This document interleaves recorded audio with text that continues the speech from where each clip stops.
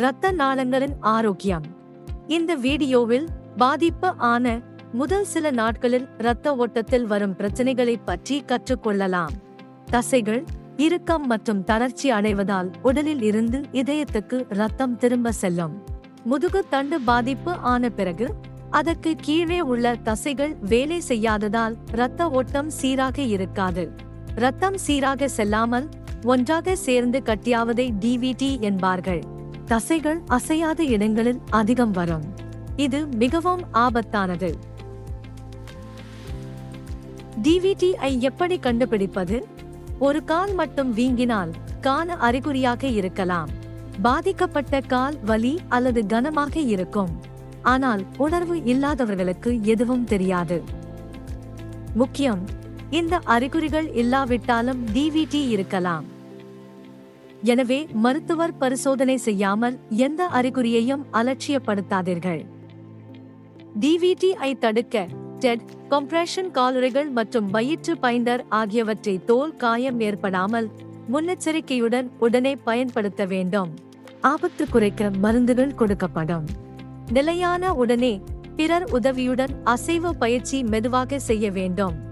பாதிக்கப்பட்ட காலை அசைக்க கூடாது. பிரச்சனைகளை தடுக்க பரிசோதனை மற்றும் சிகிச்சைக்காக மருத்துவ குழுவிற்கு உடனே தெரிவிக்கவும். எழும்போது இரத்த அழுத்தம் குறைவு.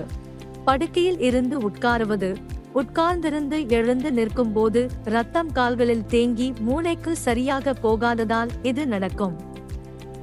பாதிக்கப்பட்டவர்களுக்கு தலை சுற்றல், குமட்டல், மங்கலான பார்வை, மெதுவான சிந்தனை, சோர்வு மற்றும் மயக்கம் கூட ஏற்படலாம்.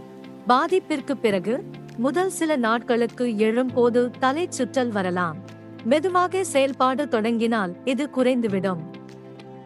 இதை தடுக்க வைட்டல் சைன்ஸ் தொடர்ந்து பார்க்க வேண்டும். எழுப்பும் முன் வயிற்று கட்டு மற்றும் சிறப்பு காலுறைகள் போட வேண்டும். நிலையை மாற்றும் போது மெதுவாக செய்யவும். படுத்திருந்து எழும்போது 1.